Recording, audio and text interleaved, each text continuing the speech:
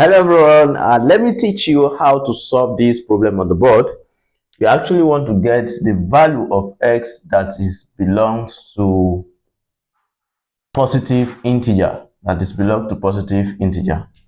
all right, so let's see how we are going to solve this. So now what I'm going to teach you the trick. Anytime you see this kind of equation, how are you going to tackle it? And that's exactly what I want to do.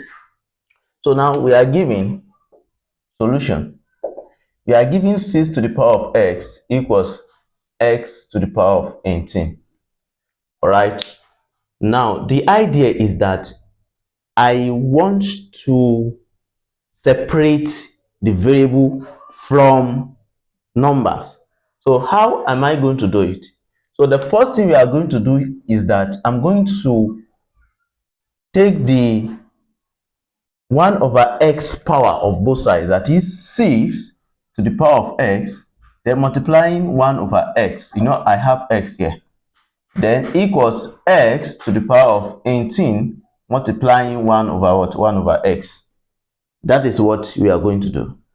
So now from there, you discover that this x, we cancel out this x. So we are going to have what? We're going to have 6, then equals. Now here you have x to the power of 18 over what? 18 over x. Now, the next thing we are going to do, don't forget that I said we want to separate numbers from variables. So now from here, the next thing I'm going to do, that this remain 1 here. So 6 to the power of 1. I'm now going to multiply the two powers by 1 over what? 1 over 18. That is x, 18 over x multiplied by 1 over what? 1 over 18. So now from there, you see that 18, we cancelled what? We cancelled 18 here. So we are going to be left with 6 to the power of 1 over what? 1 over 18. Then equals here x. This 18, we cancel this 18. We are left with 1 over x. Can you see now? We have what? We have a variable separate, and we have what? We have number separate. Now, we want to see whether we can write these two sides in the same form. So if you look at this, we have x to the power of 1 over x here, and we have 6 to the power of 1 over 18 here. So let's see how we can write this left hand side in this form, so that whatever you have at the base here will be what you have at the denominator here. And that's exactly what I want to do. So now, you think, what can you do? Now, if I say 6 to the power of 2 multiplying 1 over 2 multiplying 18 equals x to the power of 1 over x.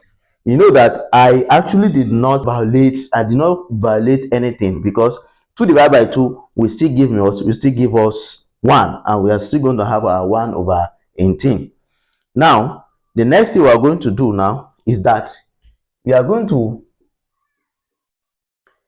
here, okay, so we are going to have 6 to the power of 2 over what? Over 36, okay, then equals x to the power of 1 over x.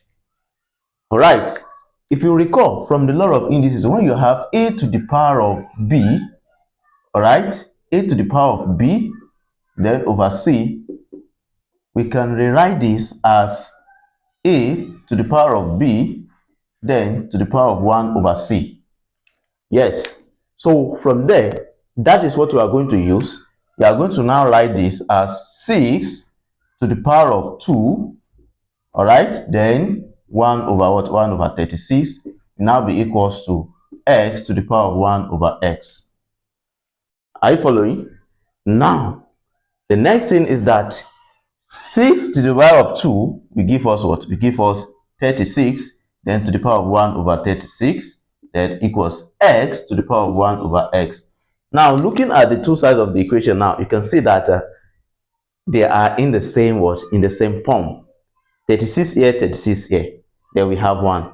X here, we have 1. So by comparing, we are going to see that is equals to 36. So x equals 36 is our solution to the problem. Are you getting it now? So now another thing is that let's verifying.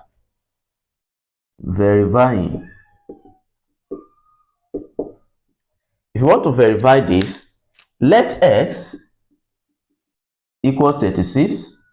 All right. So from here we have 6 to the power of x equals x to the power of 18.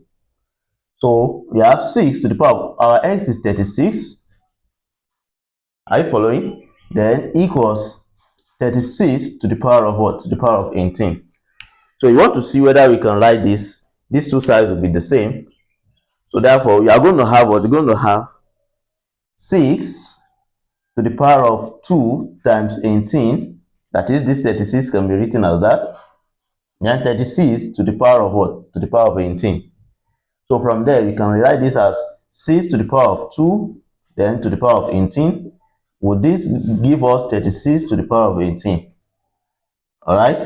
So from here, we have 36 to the power of 18, then equals 36 to the power of 18.